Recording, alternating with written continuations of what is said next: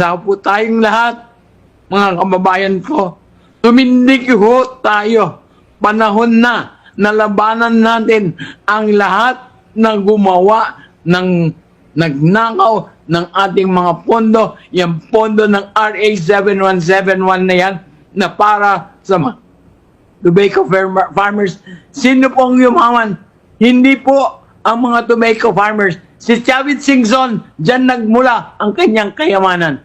Magkaisa po tayo. Pangasiyo, kay Lian, kaprobinsyan, samahan ho ninyo ako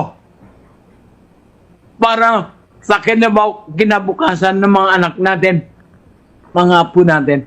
Huwag na po tayong lumaki sa ganitong sitwasyon na iisang pamilya ang may hawak sa atin. Isang pamilya na wala namang ginawa kundi magnakaw ng pera at ari-arian ng ating probinsya.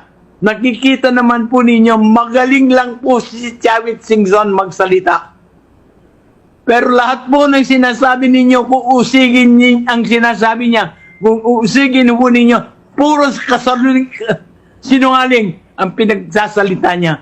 Please lang, mga kapatid kong Muslim, let me add that, mga kapatid ko